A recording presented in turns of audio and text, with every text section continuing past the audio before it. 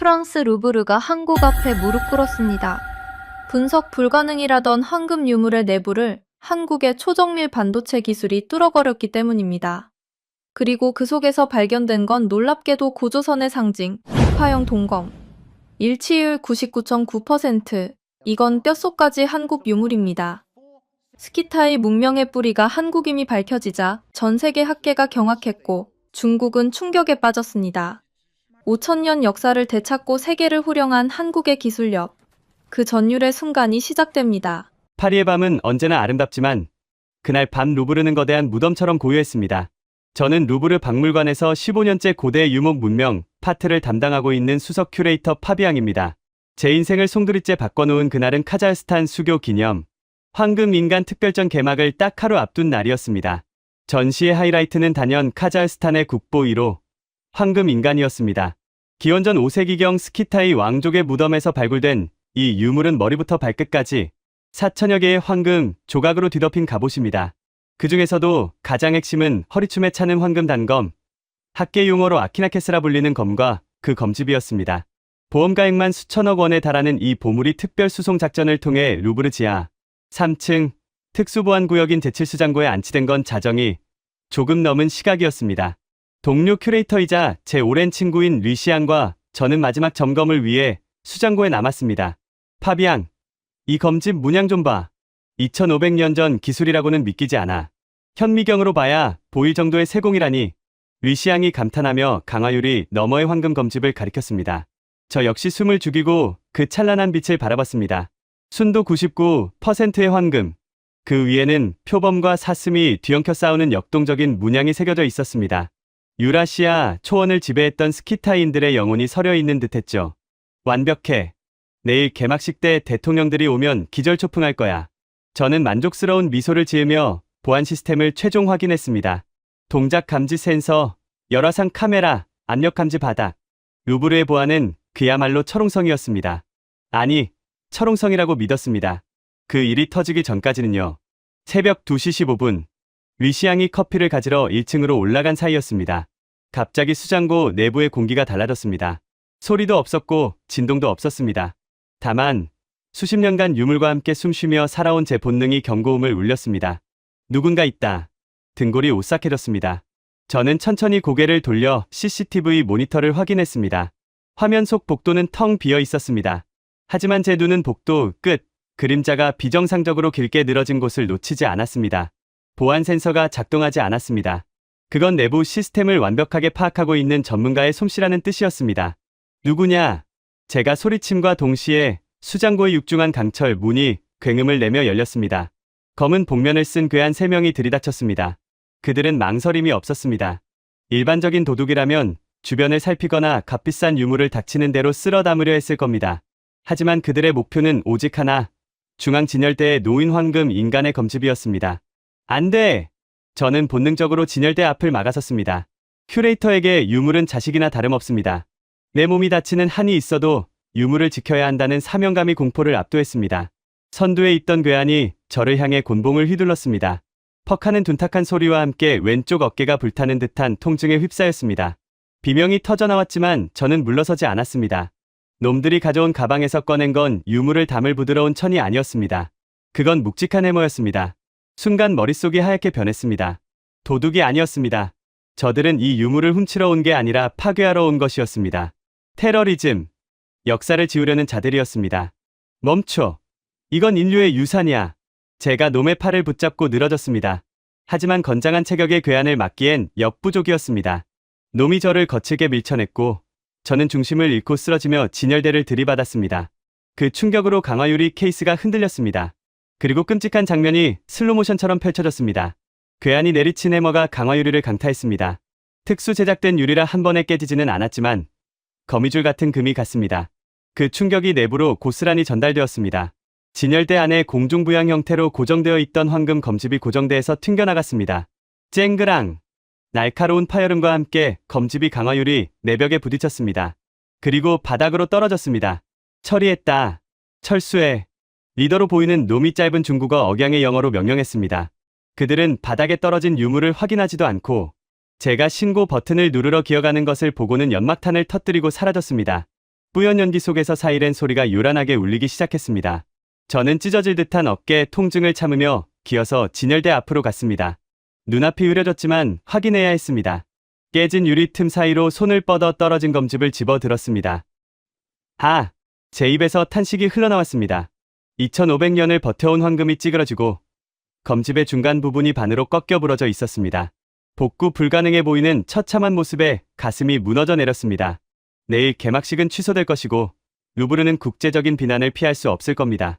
제 커리어도 여기서 끝이라는 생각이 들었습니다. 그런데 그때였습니다.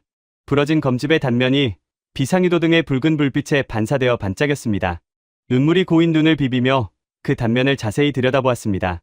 큐레이터의 직업병이었을까요? 절망적인 상황에서도 무언가 이상하다는 느낌을 지울 수 없었습니다.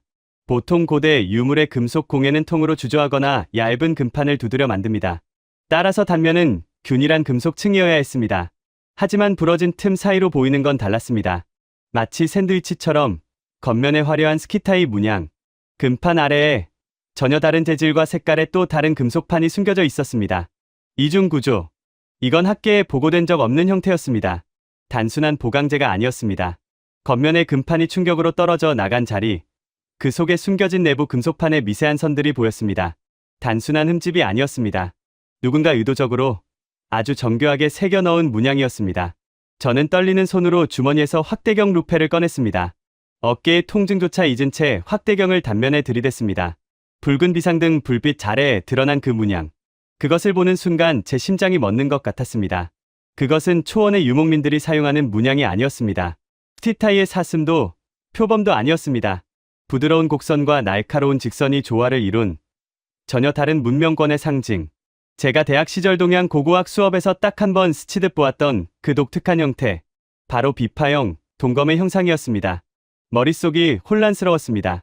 중앙아시아 초원 한복판에서 나온 유물 속에 왜 극동 지역, 만주와 한반도의 청동기 시대의 상징이 숨겨져 있는 걸까요?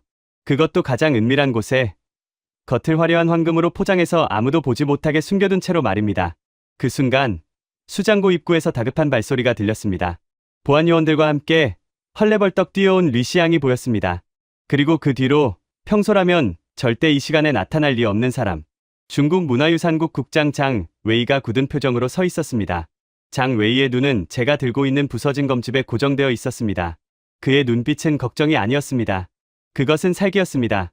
마치 제가 봐서는 안 될 것을 보았다는 것을 알고 있는 사람처럼 저는 본능적으로 깨진 검집을 쿵 안으로 숨겼습니다. 이건 단순한 테러가 아니었습니다. 누군가 이 검집 안에 숨겨진 비밀이 세상에 드러나는 것을 필사적으로 막으려 했던 겁니다. 아니, 오히려 이 비밀을 영원히 없애버리기 위해 파괴를 지시했을지도 모릅니다. 어둠 속에서 부서진 황금 조각이 제 손을 찔러 피가 배어 나왔. 하지만 저는 그 아픔보다 더 큰 전율을 느꼈습니다. 8000km 떨어진 두 문명, 고조선과 스키타이. 그 끊어진 고리를 잇는 단서가 제 손 안에서 피와 함께 꿈틀거리고 있었습니다. 이 밤, 루브르의 신화는 부서졌지만 역사상 가장 거대한 진실의 문이 열리고 있었습니다. 그리고 저는 직감했습니다. 이 문을 여는 순간 제 목숨을 건 싸움이 시작될 것이라는 사실을요. 다음 파트에서 한국인 천재과학자 윤세아의 등장과 함께 금속판에 숨겨진 충격적인 메시지가 공개됩니다. 과연 중국 국장 장 웨이는 무엇을 두려워하고 있는 걸까요? 여러분의 역사 상식을 뒤흔들 충격적인 사실이 이제 곧 밝혀집니다. 그날 새벽, 루브르의 공기는 차갑게 얼어붙어 있었습니다. 부서진 황금 검집을 품에 안은 채 저는 장 웨이 국장을 노려보았습니다. 그는 중국 문화유산국 국장이자 동북공정의 핵심 설계자로 알려진 인물입니다. 그가 왜 이 새벽에, 그것도 사건이 터지자마자 이곳에 있는 걸까요? 마치 기다렸다는 듯이 말입니다. 파비앙 수석, 그 유물, 이리 주시죠. 훼손이 심각해 보이는데 우리 중국 보건팀이 처리하겠습니다. 카자흐스탄과는 이미 이야기가 됐습니다. 장 웨이가 손을 내밀었습니다. 그의 목소리는 정중했지만 눈빛은 탐욕으로 번들거리고 있었습니다. 저는 본능적으로 뒷걸음질 쳤습니다. 이건 프랑스 영토 안에서 벌어진 일입니다. 수사권과 유물관리권은 루브르에 있습니다. 국장님이 개입할 사안이 아닙니다. 이보세요. 지금 국제외교 문제가 될 판입니다. 당신네 기술로는. 그때였습니다. 수장고의 문이 열리며 또각또각 명쾌한 구두 굽소리가 울려 퍼졌습니다. 루브르의 복원 기술을 못 믿으시겠다면 저희는 어떠신가요? 차갑지만 신뢰감 있는 목소리. 한국국민문화재연구소 보존과학팀장 윤세아였습니다. 그녀는 이번 특별전을 위해 한국 정부가 파견한 자문위원이었습니다. 30대 초반의 젊은 나이에 팀장 자리에 오른 천재 과학자이자 데이터 외에는 아무것도 믿지 않는 철저한 이성주의자였죠. 윤세아 팀장은 장 웨이 국장을 지나쳐 제게 다가왔습니다. 그녀의 시선이 제 피 묻은 손과 부서진 검집에 머물렀습니다. 잠시 미간이 찌푸려졌지만 이내 냉정을 되찾더군요. 프랑스와 한국은 문화유산 보존 협약을 맺고 있습니다. 이 유물의 1차 감식은 공동조사팀인 제가 맡겠습니다. 국장님은 나가주시죠. 여긴 통제구역입니다. 장 웨이의 얼굴이 불그락푸르락해졌습니다.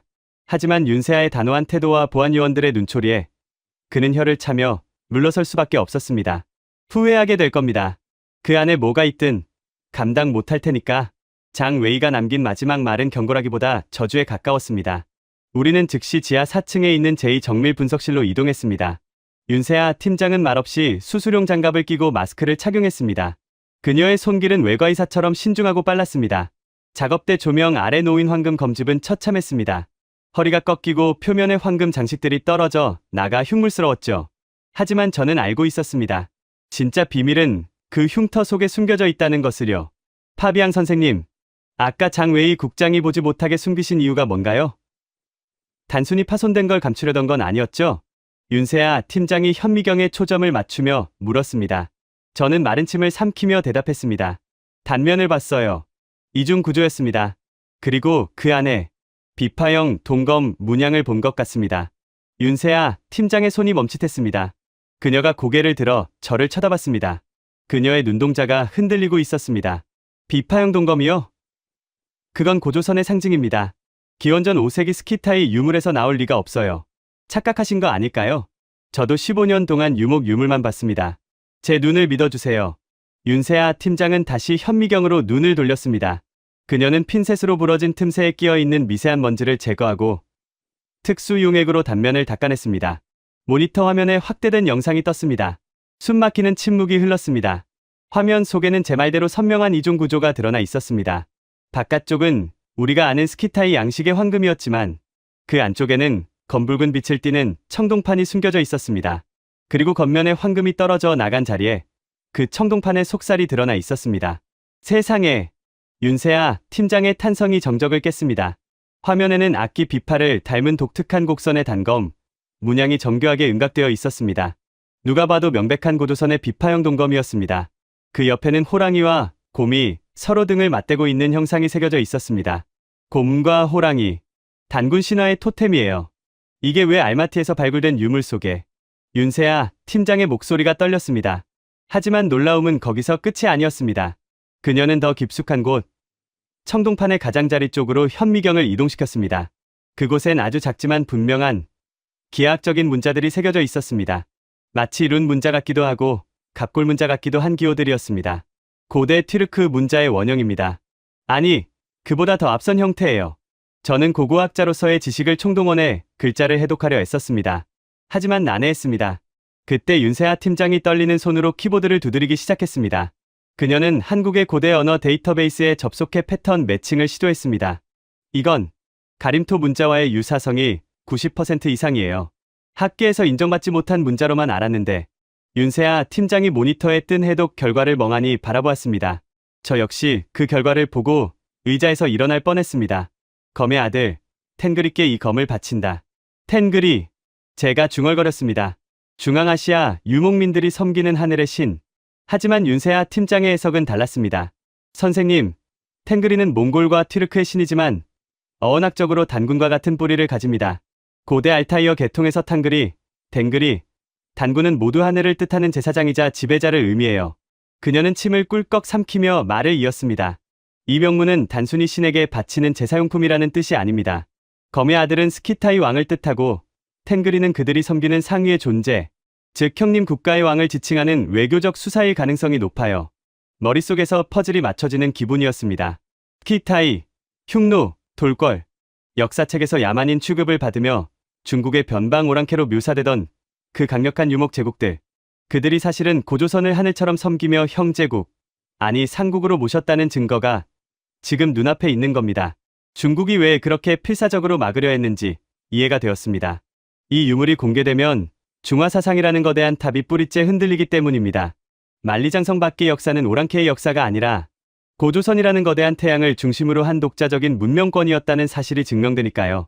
이건 역사를 다시 써야 할 발견입니다. 윤세아 팀장이 마스크를 벗으며 말했습니다.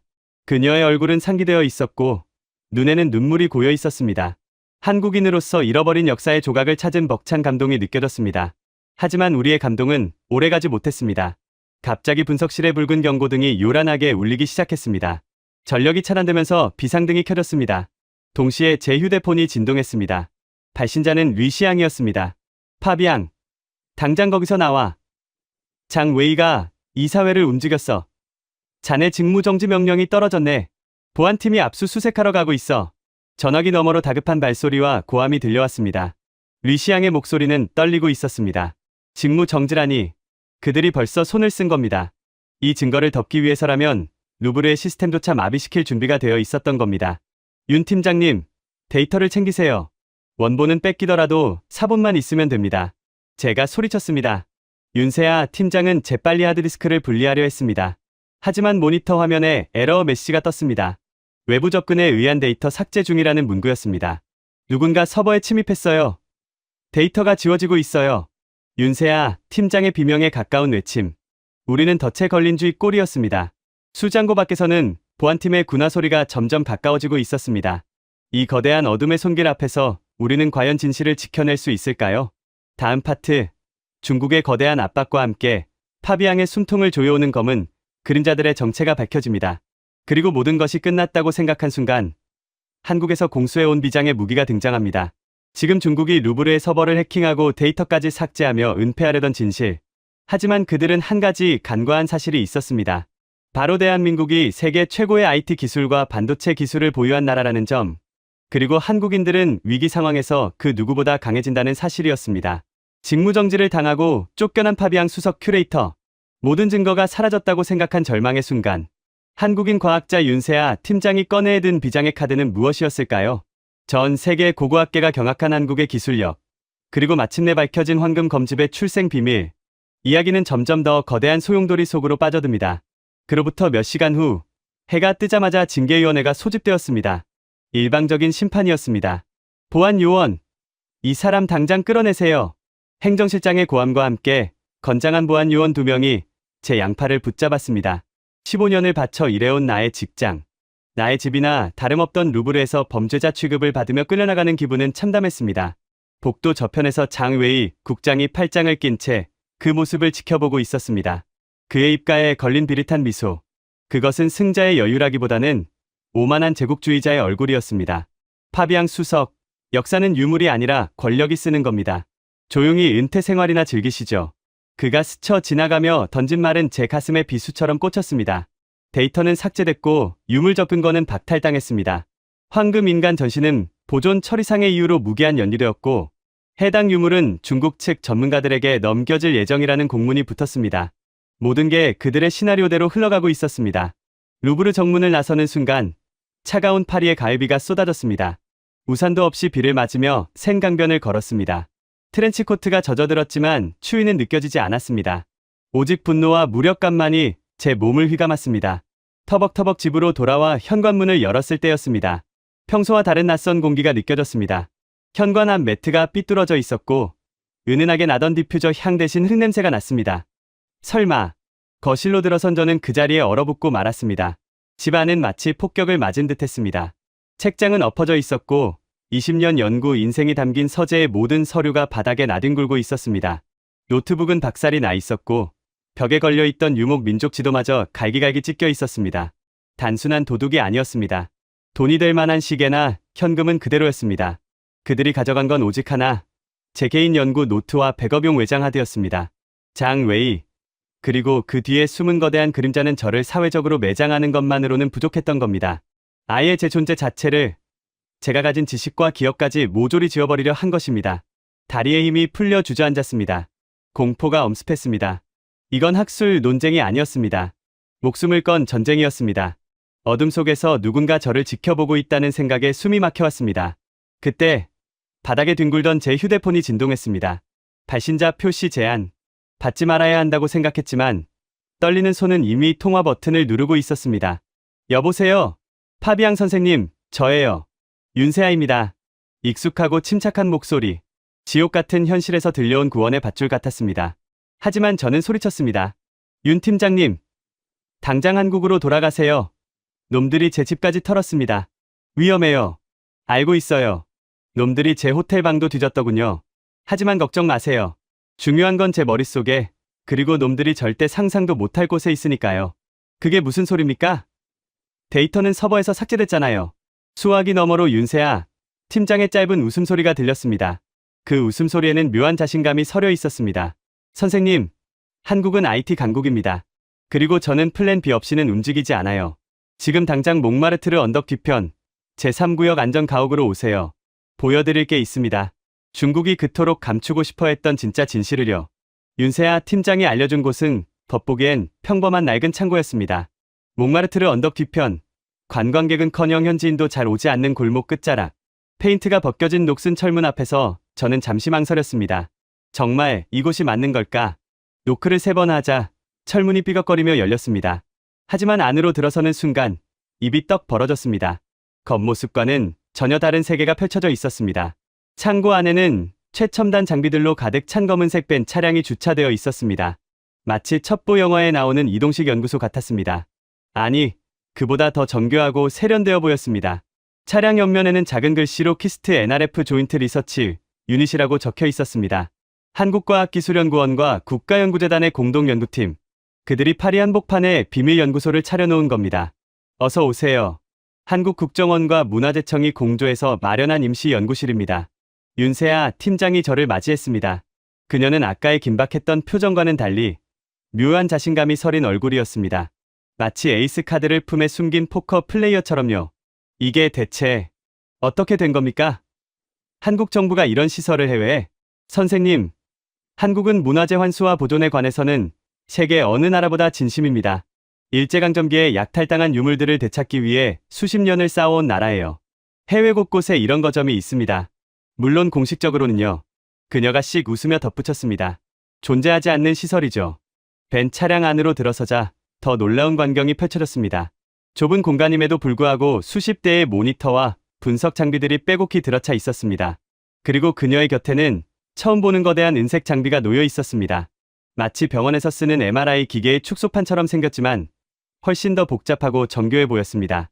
표면에는 수백 개의 센서가 벌집처럼 배열되어 있었고 케이블들이 마치 신경망처럼 연결되어 있었습니다.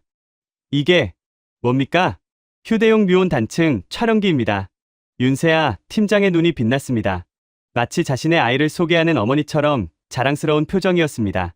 한국의 카이스트와 전자통신연구원이 세계 최초로 개발한 장비죠.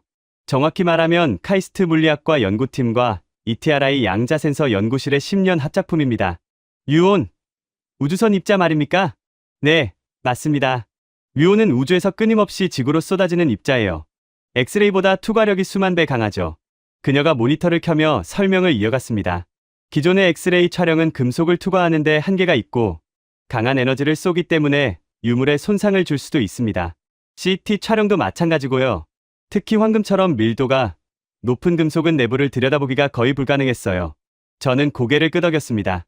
루브르에서 15년을 일하며 수많은 유물 분석을 봐왔지만 금속 내부 구조를 완벽하게 파악하는 건 늘 한계가 있었습니다.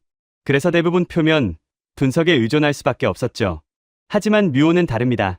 윤세아 팀장이 화면에 3D 모델을 띄웠습니다. 뮤온은 수미터 두께의 바위도 통과하면서 물질의 밀도 차이에 따라 궤적이 미세하게 휘어집니다. 이 휘어짐을 정밀하게 측정하면 원자 단위의 성분 분석까지 가능해요. 몇 년 전 이집트 쿠프왕 피라미드 내부에서 비밀 공간을 찾을 때 썼던 기술을 기억하시나요? 물론이죠. 그 발견은 전 세계 고고학계를 발칵 뒤집어 놓았습니다. 그때 사용된 뮤온 검출기는 크기가 방 하나만 했어요. 운송하는 데만 수개월이 걸렸죠. 하지만 한국 연구팀이 그걸 이 크기로 소형화했습니다. 그녀가 은색 장비를 쓰다듬으며 말했습니다. 반도체 집적 기술 덕분이에요. 삼성과 SK하이닉스의 최첨단 반도체 공정을 센서 제작에 적용했거든요. 세계 어느 나라도 따라올 수 없는 기술력입니다. 미국 나사에서 기술 이전 요청이 왔는데 거절했어요. 저는 새삼 놀랐습니다. 반도체라고 하면 스마트폰이나 컴퓨터에 들어가는 부품 정도로만 생각했는데 그 기술이 고고학 분야까지 혁신시키고 있었던 겁니다. 그런데 이 장비를 루브르 수장고에서 어떻게 사용하신 겁니까? 분명 반입 허가 같은 건 없었을 텐데요. 제 질문에 윤세아 팀장이 의미심장하게 웃었습니다. 공식적으로는 제 개인 노트북 가방이었어요. 세관에서도 그냥 통과시켜줬죠. 이 장비의 또 다른 장점이 크기만 한 게 아니에요. 작동할 때 소음도, 열도, 전자파도 거의 발생하지 않습니다. 옆에서 누가 지켜봐도 뭘 하는지 모를 정도로 조용하죠. 그제야 모든 퍼즐이 맞춰졌습니다. 윤 팀장은 처음부터 이런 상황을 예상하고 있었던 겁니다. 서버의 데이터가 삭제될 걸 대비해 누구도 눈치채지 못하게 별도의 분석을 진행해둔 거였죠. 선생님이 현미경으로 표면을 관찰하고 계실 때 저는 이 장비로 검집의 뼛속까지 스캔하고 있었어요. 중국 놈들은 제가 그냥 조수처럼 옆에서 구경만 한다고 생각했겠지만 그럼 그 데이터는 여기 있습니다. 윤세아 팀장이 주머니에서 작은 칩을 꺼냈습니다.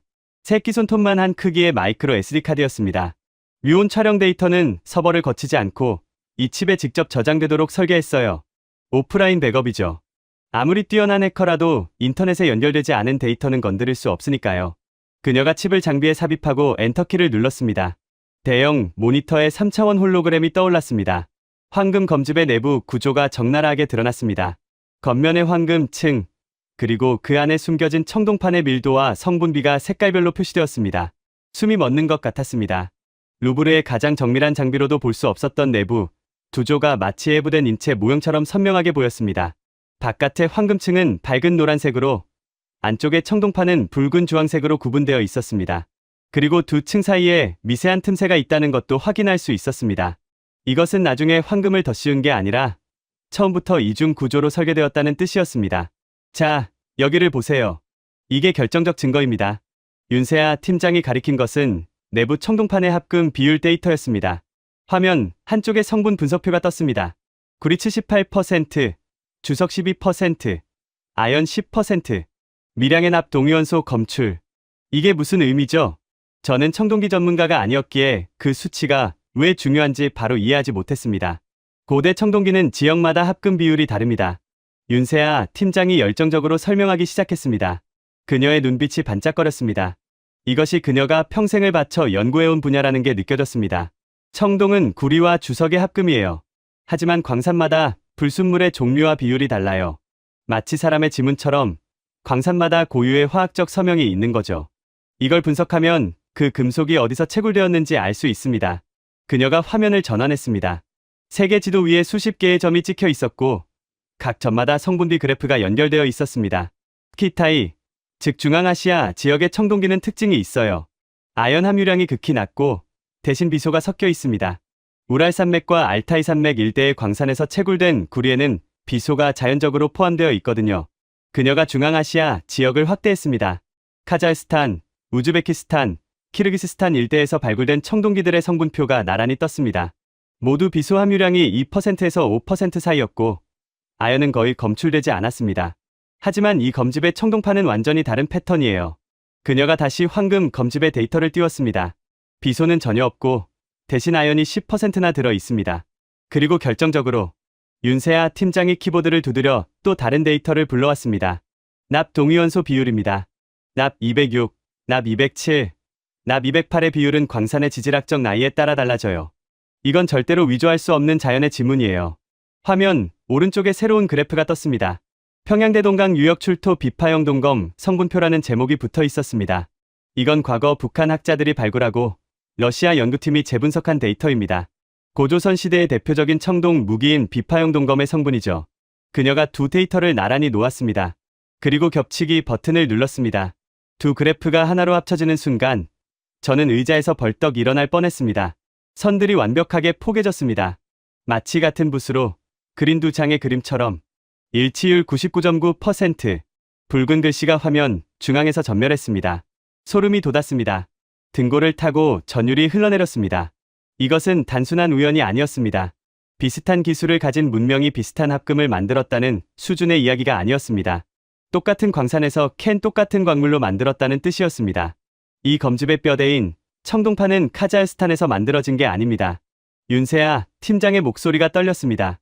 하지만 그 떨림은 두려움이 아니라 벅찬 감격이었습니다. 기원전 5세기 한반도 평양 인근에서 채굴된 광물로 고조선의 장인이 직접 주조해서 만든 겁니다. 그리고 그 위에 스키타이 양식의 황금 장식을 덧씌웠어요. 마치 선물 포장을 하듯이요. 저는 털썩 의자에 주저앉고 말았습니다. 다리에 힘이 풀렸습니다. 머릿속에서 역사의 지도가 다시 그려지고 있었습니다. 즉, 이 황금검은 고조선의 왕이 스키타이 왕에게 하사한 선물이라는 뜻입니다. 윤세아 팀장이 결론을 내렸습니다. 동아시아에서 청동검을 선물로 주는 것은 매우 특별한 의미가 있어요. 단순한 무기가 아니라 왕권의 상징이거든요.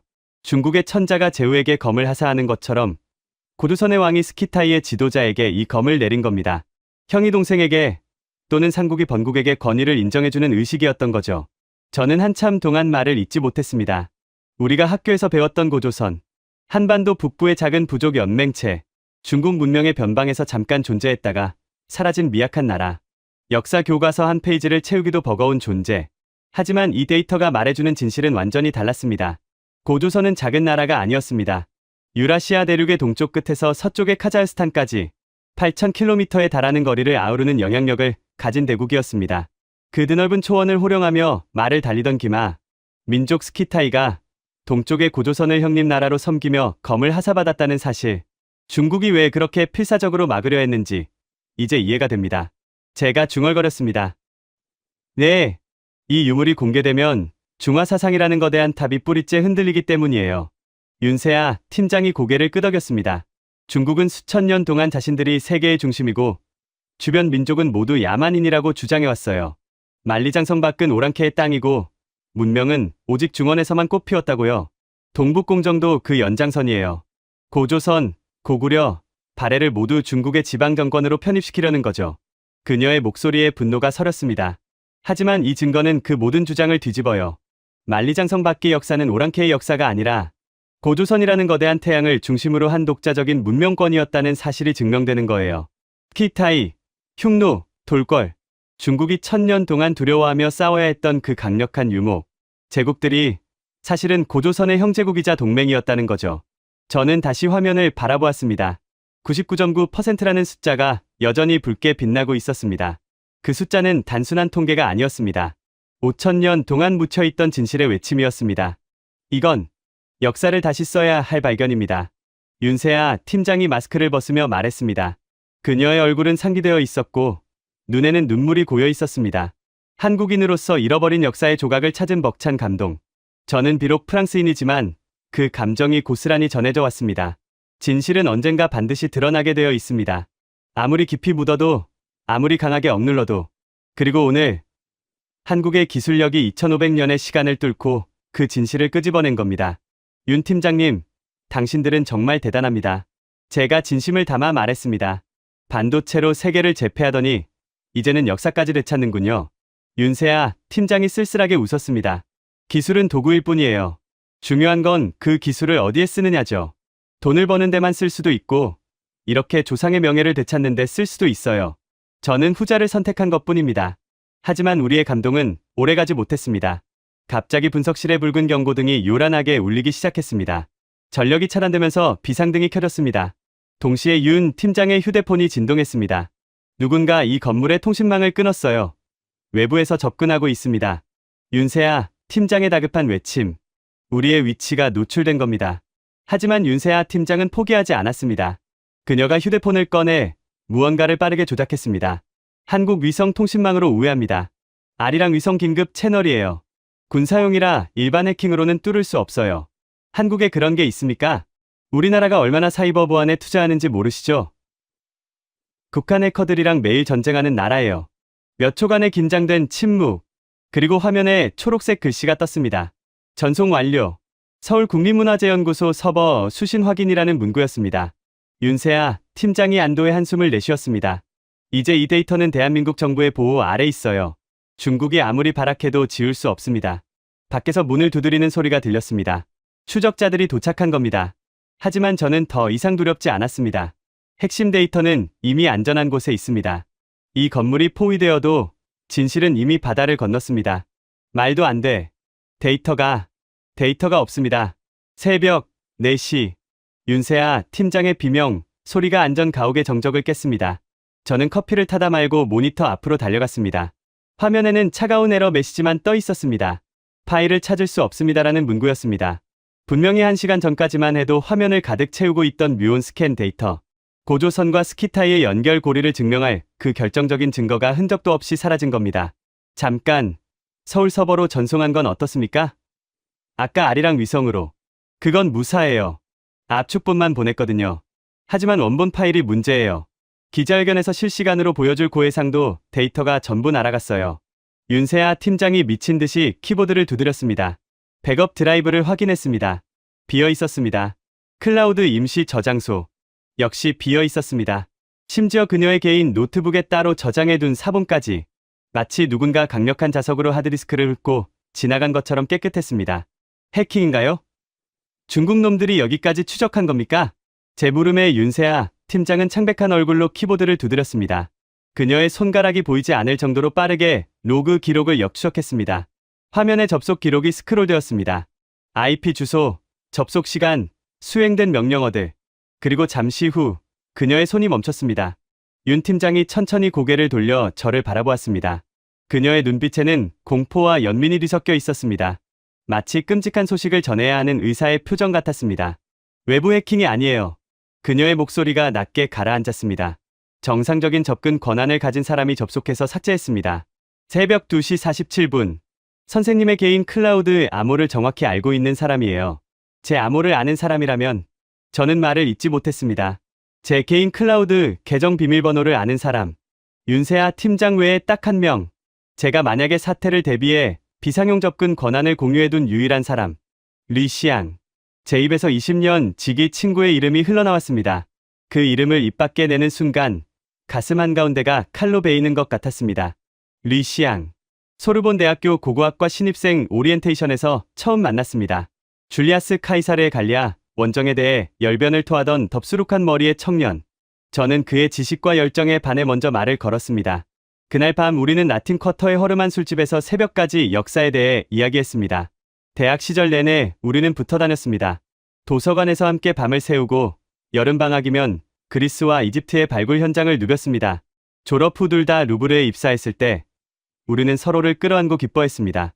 꿈에 그리던 박물관에서 가장 친한 친구와 함께 일하게 되다니. 그의 결혼식에서 저는 들러리를 섰습니다. 제 아이들이 태어났을 때 그는 병원에 가장 먼저 달려왔습니다. 큰아이 장폴의 대부가 된 날 그는 눈물을 글썽이며 말했습니다. 파비앙, 네 아이는 내 아이나 다름없어. 내 목숨을 걸고 지킬게. 그 리시앙이 내 인생의 절반을 함께한 그 친구가 범인이라니. 선생님, 괜찮으세요? 윤세아 팀장의 목소리가 멀게 들렸습니다. 저는 고개를 저었습니다. 괜찮지 않았습니다. 하지만 지금은 감상에 젖어 있을 때가 아니었습니다. 위치 추적해주세요. 당장. 제 목소리가 분노로 떨렸습니다. 주먹을 꽉 쥐니 손톱이 손바닥을 파고들었습니다. 고통이 느껴졌지만 그 고통이 오히려 정신을 맑게 해주었습니다. 윤 팀장이 리시앙의 접속 IP를 추적했습니다. 그녀의 손가락이 키보드 위를 날아다녔습니다. 몇 초 후 화면에 지도가 떴습니다. 붉은 점이 깜빡이고 있었습니다. 파리 외곽. 샤를 드골 공항으로 가는 아원 고속도로. 지금 빌팽트 휴게소 근처에 있어요. 도망치려는 겁니다. 아마 새벽 첫 비행기를 타고 어딘가로 사라지려는 거겠죠. 돈을 받고 데이터를 넘긴 뒤 흔적도 없이 증발할 계획인 겁니다. 선생님, 경찰에 신고하는 게 안 됩니다. 저는 단호하게 말을 끊었습니다. 경찰이 개입하면 시간만 끌려요. 놈들이 리시앙을 빼돌리면 끝입니다. 제가 직접 가겠습니다. 저는 겉옷을 챙겨 입을 새도 없이 빗속으로 뛰쳐나갔습니다. 파리의 새벽은 차갑고 어두웠습니다. 가로등 불빛이 빗줄기에 흩어져 시야를 흐렸습니다. 차에 올라타 시동을 걸었습니다. 손이 떨려 키를 제대로 꽂지 못했습니다. 세 번째 시도 만에 엔진이 걸렸습니다. 엑셀러레이터를 끝까지 밟았습니다. 빗속의 파리는 유령 도시 같았습니다. 평소라면 차들로 가득할 샹젤리제 거리도 텅 비어 있었습니다. 에펠탑의 불빛이 빗속에서 흐릿하게 빛났습니다. 저 탑 아래에서 리시앙과 함께 샴페인을 마시며 승진을 축하했던 게 불과 3년 전이었습니다. 와이퍼가 미친 듯이 움직였지만 앞이 잘 보이지 않았습니다. 하지만 멈출 수 없었습니다. 시속 140km, 150, 160. 고속도로에 진입하자 빗줄기가 더 거세졌습니다. 마치 하늘이 저를 막으려는 것 같았습니다. 하지만 저는 오히려 속도를 더 높였습니다. 배신감이 공포를 압도했습니다. 분노가 이성을 집어삼켰습니다. 운전대를 잡은 손에 핏줄이 붉어졌습니다. 백미러에 비친 제 눈은 충혈되어 있었습니다. 20년이라는 시간이 주마등처럼 스쳐 지나갔습니다. 함께 이집트 룩소르 발굴에 참여했을 때 모래 폭풍 속에서 길을 잃은 저를 리시앙이 찾아 헤맸습니다. 밤새 사막을 뒤진 끝에 탈진한 저를 발견하고 그는 울면서 저를 끌어안았습니다. 다시는 널 잃어버리지 않을 거야. 제 아버지가 돌아가셨을 때 장례식장에서 무너져 내리는 저를 리시앙이 붙잡아 주었습니다. 일주일 동안 그는 제 곁을 떠나지 않았습니다. 밥을 먹이고 잠을 재우고 제가 울 때마다 묵묵히 곁에 있어 주었습니다. 제 아내 클레르와 이혼 위기가 왔을 때 리시앙은 우리 부부 사이를 중재하느라 2달을 매달렸습니다. 결국 우리가 화해한 날 그는 웃으며 말했습니다. 가족은 지켜야지. 무슨 일이 있어도. 그런 그가, 그 모든 순간을 함께한 그가 어떻게 눈에서 뜨거운 것이 흘러내렸습니다. 빗물인지 눈물인지 알 수 없었습니다. 아마 둘 다였을 겁니다. 30분을 미친 듯이 달려 휴게소에 도착했습니다. 타이어가 젖은 아스팔트 위에서 비명을 질렀습니다. 급브레이크를 밟자 차가 45도 각도로 미끄러졌습니다. 간신히 차를 세우고 밖으로 뛰쳐나갔습니다. 빗줄기가 얼굴을 때렸습니다. 차가운 물줄기가 옷 속으로 파고들었습니다. 하지만 추위는 느껴지지 않았습니다. 분노가 몸을 데우고 있었습니다. 휴게소 주차장은 거의 비어 있었습니다. 새벽 4시 반.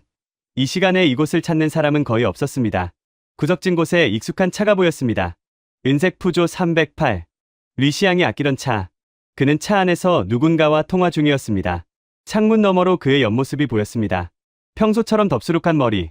하지만 그 얼굴은 낯설게 느껴졌습니다. 마치 처음 보는 사람 같았습니다. 저는 성큼성큼 다가가 차 문을 거칠게 열어젖혔습니다. 리시앙이 소스라치게 놀라며 휴대폰을 떨어뜨렸습니다. 전화기 너머로 중국어 억양이 섞인 목소리가 들렸습니다. 웨이? 리시앙 씨? 그의 옆좌석에는 두툼한 갈색 봉투가 놓여 있었습니다. 봉투 입구가 벌어져 있었고 그 안에 빼곡히 들어찬 유로와 다발이 보였습니다. 500유로 지폐. 대충 봐도 수만 유로는 될 것 같았습니다. 파비앙. 어떻게 여기를? 리시앙의 목소리가 떨렸습니다. 그의 눈이 휘둥그레져 있었습니다. 공포, 죄책감, 그리고 어딘가 안도감 같은 것이 뒤섞인 복잡한 표정이었습니다. 저는 다짜고짜 그의 멱살을 잡았습니다. 소나귀에 힘이 들어갔습니다. 그의 셔츠 천이 찢어지는 소리가 들렸습니다. 나와! 저는 그를 빗속으로 끌어냈습니다. 그는 저항하지 않았습니다. 마치 이 순간을 예상하고 있었다는 듯이 차가운 아스팔트 바닥에 그를 내동댕이 쳤습니다. 퍽! 둔탁한 소리와 함께 그가 쓰러졌습니다. 빗물이 튀어 올랐습니다. 얼마야? 제 목소리가 낮게 깔렸습니다. 스스로도 놀랄 만큼 차갑고 날카로운 목소리였습니다. 우리 20년 우정이 고작 저 돈봉투 하나였어? 리시앙이 바닥에 엎드린 채 고개를 들었습니다. 빗물이 그의 얼굴을 타고 흘러내렸습니다. 아니, 그건 빗물만이 아니었습니다. 그도 울고 있었습니다. 역사를 팔아먹고 친구를 팔아먹고 네 양심까지 팔아먹은 값이 도대체 얼마냐고. 저는 그의 가슴팍을 발로 걷어찼습니다. 그가 신음을 흘리며 몸을 웅크렸습니다. 하지만 저는 멈출 수 없었습니다. 20년 동안 쌓아온 신뢰가 무너지는 소리가 귓가에서 울렸습니다. 파비앙. 제발. 리시앙이 기어가는 목소리로 말했습니다. 때려. 죽여도 좋아. 나도 나 자신이 죽고 싶어. 그 말에 저는 치켜들었던 주먹을 멈췄습니다. 빗속에서 웅크린 그의 모습이 너무나 처참했습니다. 화려했던 큐레이터 리시앙이 아니었습니다. 그건 무너져 내린 인간의 자네였습니다. 왜 그랬어? 저는 이를 악물고 물었습니다. 도대체 왜? 이유를 말해. 납득할 수 있게 말해봐. 리시앙이 천천히 몸을 일으켰습니다. 그의 양복은 진흙투성이가 되었고 입술이 터져 피가 흘렀습니다. 그는 빗속에 무릎을 꿇은 채 고개를 떨궜습니다. 미안해, 파비앙. 정말 미안해. 그의 목소리가 갈라졌습니다. 도박이야. 3년 전부터. 처음엔 소소하게 시작해서 스트레스 해소용으로. 그런데 점점 그가 말을 잇지 못하고 흐느꼈습니다. 어느 순간 빚이 눈덩이처럼 불어났어. 40만 유로. 집을 팔아도 갚을 수 없는 금액이었어. 아내한테도 말 못했어. 아이들 학비도 못 내고 있었어. 저는 믿을 수 없다는 표정으로 그를 내려다보았습니다. 리시앙에게 그런 문제가 있었다는 걸 전혀 몰랐습니다. 가장 가까운 친구였는데 매주 점심을 같이 먹었는데 어떻게 3년 동안 눈치도 못 챘을까? 그때 그자들이 접근했어. 리시앙이 빗물에 젖은 얼굴을 들었습니다. 장 웨이의 부하들이야. 내 도박 빚을 모두 알고 있더군. 파산 서류까지 준비되어 있었어. 나를 조사한 거야. 처음부터. 그래서 중국 놈들이 시키는 대로 데이터를 지웠어? 그게 인류 역사에 어떤 의미인지 알면서 제 목소리가 높아졌습니다. 네가 평생 바쳐온 게 뭔데? 고고학자잖아. 역사의 진실을 밝히는 게 우리 일이잖아. 그런 너가 역사를 지워버렸어. 리시앙이 고개를 세차게 흔들었습니다. 알아. 파비앙. 내가 무슨 짓을 한 건지 알아. 하지만, 그가 주먹으로 젖은 땅바닥을 내리쳤습니다. 놈들이 협박했어. 내 가족을 건드리겠다고. 마리와 아이들 사진을 보여주면서 학교 가는 길, 아내의 직장, 우리 집 현관문, 전부 찍어놨더라고. 만약 거절하면 그의 몸이 부들부들 떨렸습니다. 난 겁쟁이야, 파비앙. 역사보다 내 가족이 더 중요했어. 미안해. 정말 미안해. 그는 바닥에 이마를 박으며 오열했습니다. 비가 그의 등을 때렸습니다. 흙탕물이 그의 옷을 적셨습니다. 20년 지기 친구가 내 발밑에서 무너져 내리고 있었습니다. 저는 한참 동안 그를 내려다보았습니다. 주먹을 높이 치켜든 채로 당장이라도 그 얼굴을 가격하고 싶었습니다. 이 비열한 배신자를, 역사를 팔아넘긴 겁쟁이를. 하지만 떨고 있는 그의 어깨, 흙탕물에 젖은 머리카락, 갈라진 목소리로 내뱉는 사죄. 저도 아버지입니다. 만약 누군가 제 아이들을 위협했다면, 장폴과 마리안네의 안전이 걸린 문제였다면 저라고 다르게 행동했을 거라고 장담할 수 있을까요? 주먹에서 힘이 빠졌습니다. 분노는 여전했지만 그 밑에 깔린 슬픔이 더 무겁게 느껴졌습니다. 친구를 잃은 슬픔, 신뢰가 무너진 슬픔, 그리고 이 모든 비극을 만들어낸 거대한 어둠에 대한 분노. 그때 뒤따라온 윤세아 팀장의 차가 급정거했습니다. 타이어가 물을 튀기며 비명을 질렀습니다. 그녀가 우산도 없이 차에서 뛰어내렸습니다. 선생님, 멈추세요. 그녀가 저와 리시앙 사이에 끼어들었습니다. 지금 때려봤자 데이터는 안 돌아옵니다. 시간이 없어요. 윤세아 팀장은 바닥에 주저앉은 리시앙에게 다가갔습니다. 그녀의 눈빛은 차가웠지만 동시에 냉철한 계산이 담겨 있었습니다. 그녀는 리시앙의 턱을 잡고 강제로 고개를 들게 했습니다. 똑바로 들어요. 그녀의 목소리가 빗소리를 뚫고 날카롭게 울렸습니다. 당신이 한 짓은 용서받을 수 없어요. 하지만 지금 당장 중요한 건 그게 아니에요. 그녀가 리시앙의 눈을 똑바로 쳐다보며 물었습니다. 데이터를 완전히 삭제했나요? 아니면 놈들한테 넘겨주려고 따로 복사해둔 게 있나요? 리시앙의 눈이 흔들렸습니다. 그는 잠시 망설이다가 입을 열었습니다. 지우진 않았어. 뭐라고요? 중국 측에 넘겨주기로 하고 클라우드 임시 보관함으로 옮겨놨어. 놈들이 확인한 다음에 완전 삭제하기로 했거든. 전송 버튼은 아직 안 눌렀어. 리시앙이 흙투성이 손으로 휴대폰 화면을 가리켰습니다. 10분 뒤에 접선하기로 했어. 여기서 5km 떨어진 주유소에서 안도의 한숨이 터져 나왔습니다. 아직 기회는 있었습니다. 데이터는 아직 중국 손에 넘어가지 않았습니다. 윤세아 팀장은 즉시 리시앙의 휴대폰을 낚아챘습니다. 그녀의 손가락이 화면 위를 빠르게 움직였습니다. 클라우드 접속, 파일 확인, 전송 예약 취소. 찾았어요. 원본 파일 전부 여기 있어요. 그녀가 파일을 우리의 보안 서버로 다시 전송하기 시작했습니다. 진행 막대가 천천히 차올랐습니다. 10%, 30%, 50%. 그때 휴게소 입구 쪽에서 헤드라이트 불빛이 보였습니다. 검은색 SUV 2대가 빠른 속도로 진입하고 있었습니다. 놈들이야. 리시앙이 비명을 질렀습니다. 접선 시간보다 일찍 온 거야. 도망쳐. 70%, 80%. 조금만 더요. 윤세아 팀장이 휴대폰을 움켜쥔 채 외쳤습니다. SUV가 급정거했습니다. 문이 열리고 검은 옷을 입은 사내들이 쏟아져 나왔습니다. 4명. 아니, 5명. 손에는 무언가 번쩍이는 것이 들려 있었습니다. 90%, 95%. 차에 타요, 빨리. 저는 윤 팀장의 손을 잡아 끌며 제 차 쪽으로 달렸습니다. 리시앙도 비틀거리며 따라왔습니다. 전송 완료라는 문구가 화면에 떴습니다. 윤세아 팀장이 환호했습니다. 우리는 거의 동시에 차에 올라탔습니다. 시동을 걸자마자 엑셀러레이터를 끝까지 밟았습니다. 타이어가 비명을 지르며 차가 튀어나갔습니다. 백미러로 봤습니다. 검은 옷의 사내들이 다시 SUV에 올라타는 모습이 보였습니다. 추격전이 시작된 겁니다. 꽉 잡으세요. 고속도로로 진입하며 속도계 바늘이 180을 가리켰습니다. 빗속에서 차가 미끄러지듯 달렸습니다. 뒤에서 SUV의 헤드라이트가 점점 가까워졌습니다. 하지만 저는 웃었습니다. 데이터는 이미 안전한 곳에 있습니다. 이 차가 잡혀도 진실은 이미 바다를 건넜습니다. 5분간의 숨막히는 추격 끝에 파리 시내로 진입하는 분기점에서 SUV들이 추격을 포기했습니다. 새벽 교통이 시작되며 목격자가 생길 것을 우려한 거겠죠. 휴게소에서 20km를 달린 뒤에야 저는 차를 세웠습니다. 손이 떨렸습니다. 온몸에서 힘이 빠져나갔습니다. 확보했습니다. 윤세아 팀장이 휴대폰 화면을 보여주었습니다. 서울 서버 수신 완료. 파일 무결성 확인이라는 문구가 떠 있었습니다. 우리는 해냈습니다. 뒷좌석에 류시양을 돌아봤습니다. 그는 창밖을 멍하니 바라보고 있었습니다. 빗물과 눈물로 범벅이 된 얼굴. 한때 가장 가까웠던 친구. 너는 오늘 여기서 죽은 거야. 제 목소리가 건조하게 울렸습니다. 내 친구 류시양은 죽었어. 앞으로 너가 어디서 뭘 하든 상관없어. 다시는 내 눈앞에 나타나지 마. 류시양이 고개를 끄덕였습니다. 아무 말도 하지 않았습니다. 변명도, 용서를 구하는 말도. 그저 조용히 차에서 내렸습니다. 빗속에서 그의 뒷모습이 점점 작아졌습니다. 저는 그를 끝까지 지켜보았습니다. 마지막이니까. 20년 우정의 마지막이니까. 그가 어둠 속으로 완전히 사라진 뒤에야 저는 다시 시동을 걸었습니다. 루브르로 갑시다. 윤 팀장님. 동트기 전 가장 어두운 새벽. 하지만 저는 알고 있었습니다. 이 어둠 끝에 반드시 빛이 기다리고 있다는 것을. 가서 저 오만하고 비열한 자들의 면상에 이 진실을 들이밀어 줍시다. 우리는 루브르를 향해 다시 달리기 시작했습니다. 아침 9시. 루브르 박물관 대강당은 이미 전쟁터였습니다. 전 세계에서 몰려든 기자들로 발 디딜 틈이 없었습니다.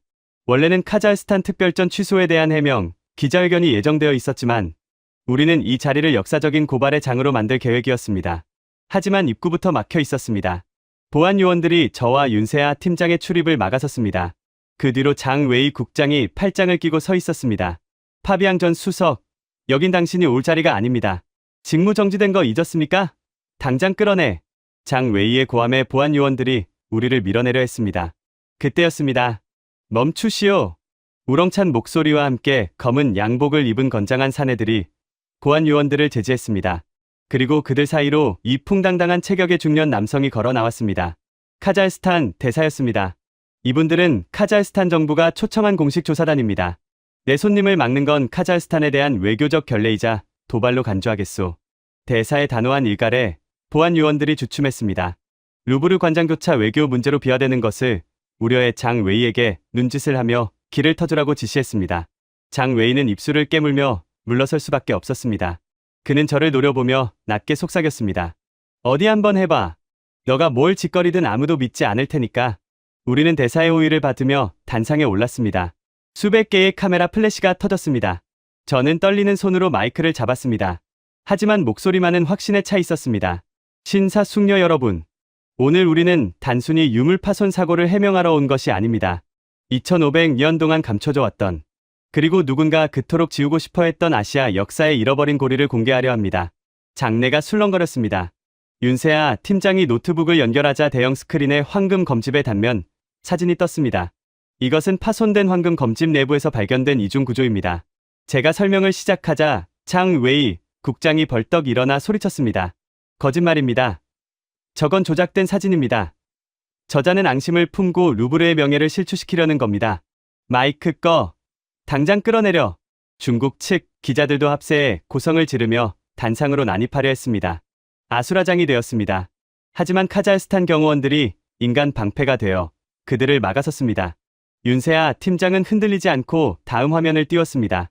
조작이라고요? 그렇다면 이 데이터도 설명해 보시죠. 스크린에 거대한 그래프가 나타났습니다. 우리가 안전가옥에서 분석했던 뮤온 단층 촬영 결과였습니다.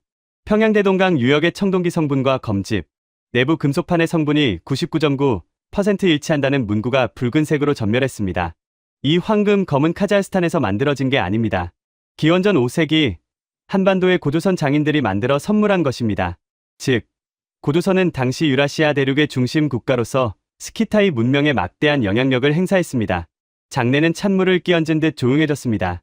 기자들은 멍하니 스크린을 바라보다가 미친 듯이 노트북 자판을 두드리기 시작했습니다.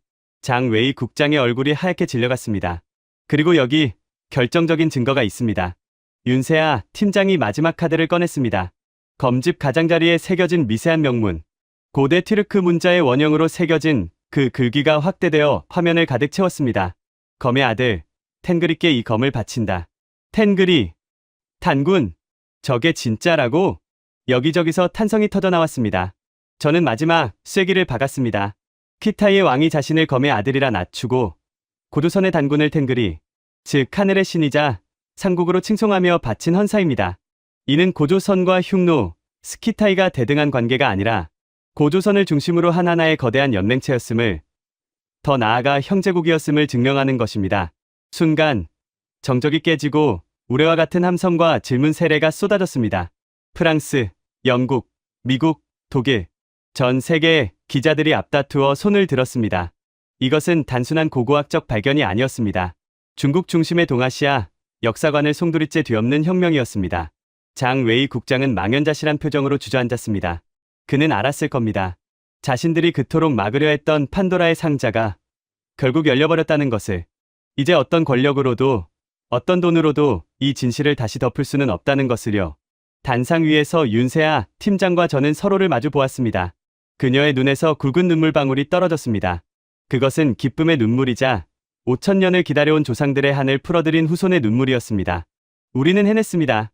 어둠은 결코 빛을 이길 수 없다는 것을 전 세계에 증명해 보였습니다. 여러분, 가슴이 벅차오르지 않으십니까?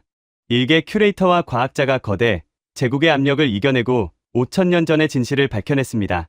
고조선이 유라시아의 호랑이였다는 사실, 그리고 단군이 신화가 아니라 대륙을 호령했던 실존적 리더였다는 증거가 전 세계에 생중계되었습니다. 하지만 이야기는 여기서 끝이 아닙니다. 이 발표를 본 카자흐스탄 대통령의 충격적인 결단이 남아있습니다. 과학적 증거 앞에서 무너진 중국의 억지 주장, 그리고 전 세계가 주목한 고조선의 위대한 역사. 하지만 이게 끝이 아닙니다. 유물 분석이 과거의 기록이라면 지금부터 공개할 내용은 우리 몸속에 흐르는 현재의 증거입니다. 루브르 대강당을 뒤흔든 윤세아 팀장의 마지막 한방, 그리고 화면 너머로 등장한 카자흐스탄 대통령의 충격적인 선언. 대륙의 형제가 5,000년 만에 서로를 알아보는 감동의 현장으로 여러분을 안내합니다. 루브르 대강당은 혼란의 도가니였습니다. 장 웨이 국장은 붉어진 얼굴로 단상을 향해 삿대질을 해댔습니다. 말도 안 돼. 이건 사기야. 금속 성분이 비슷하다고 해서 문명적 교류가 있었다고 단정할 순 없어. 우연의 일치일 뿐이라고. 그의 발악에 가까운 고함에 몇몇 친중 성향의 기자들도 동조하기 시작했습니다. 과도한 비약 아닙니까? 물증 하나로 역사를 뒤집을 순 없습니다. 라는 질문들이 쏟아졌습니다. 분위기가 다시 술렁였습니다. 그들은 끝까지 인정하고 싶지 않은 겁니다. 자신들이 오랑캐라 불렀던 동쪽의 나라가 사실은 대륙의 지배자였다는 사실을요. 그때 윤세아 팀장이 마이크를 잡았습니다. 그녀의 표정은 폭풍 우 속의 등대처럼 차분했습니다. 우연이라고 하셨나요? 유물은 거짓말을 하지 않지만 더 확실한 증거를 원하신다면 보여드리죠. 뼈는 거짓말을 하지 않으니까요. 윤세아 팀장이 신호를 보내자 스크린 화면이 바뀌었습니다.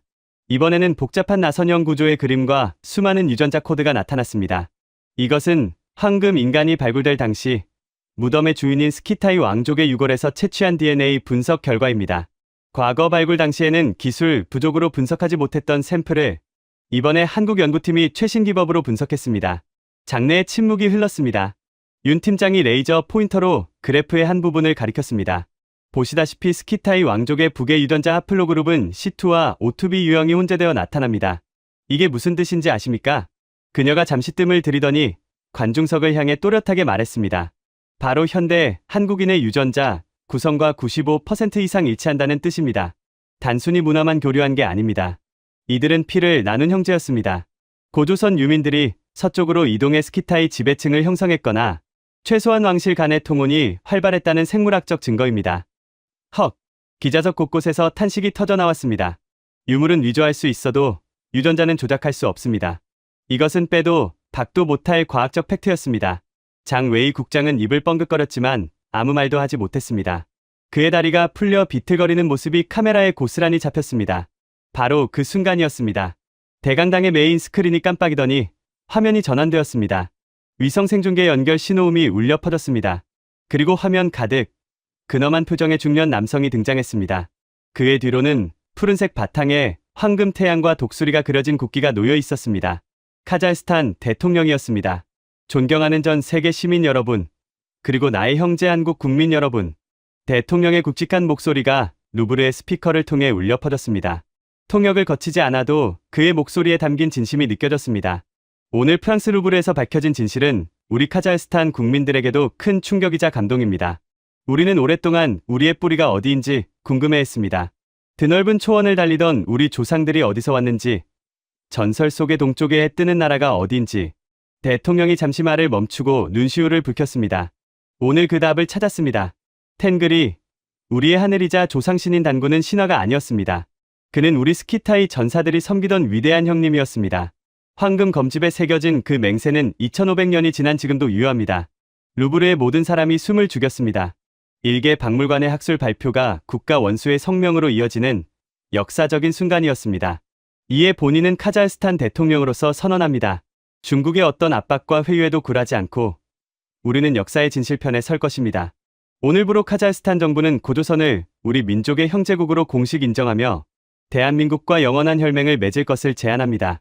와! 대강당이 떠나갈 듯한 함성과 박수갈채가 쏟아졌습니다. 윤세아 팀장은 얼굴을 감싸쥐고 오열했습니다. 저도 그녀의 어깨를 감싸 안으며 뜨거운 눈물을 흘렸습니다. 이것은 단순한 학문적 승리가 아니었습니다. 강대국의 역사 왜곡에 맞서 잊혀진 약소국들의 연대를 이끌어낸 정의의 승리였습니다. 장 웨이 국장과 중국 대표단은 쥐구멍을 찾듯 황급히 회견장을 빠져나갔습니다. 그들의 뒷모습은 초라하기 그지없었습니다. 그들이 덮으려 했던 역사의 빛이 오히려 그들을 집어삼킨 것입니다. 회견이 끝나고 카자흐스탄 대사가 우리에게 다가왔습니다. 그는 저와 윤 팀장의 손을 굳게 잡았습니다. 파비앙 수석, 그리고 윤 팀장, 당신들이 해냈소. 당신들이 5000년 동안 끊어져 있던 형제의 핏줄을 다시 이어주었소. 제 가슴속 깊은 곳에서 뜨거운 것이 치밀어 올랐습니다. 프랑스인인 제가 타국의 역사를 위해 목숨을 걸었던 이유. 그것은 바로 이런 순간을 위해서였나 봅니다. 진실이 거짓을 이기고 흩어졌던 사람들이 다시 하나가 되는 기적 같은 순간 말입니다. 그날 밤, 파리의 에펠탑은 평소와 다른 색으로 빛났습니다.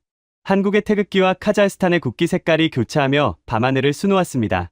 하지만 진짜 기적은 아직 시작도 하지 않았습니다. 이 나비효과가 한반도, 그리고 휴전선 넘어 북녘 땅까지 뒤흔들게 될 줄은 그 누구도 상상하지 못했으니까요.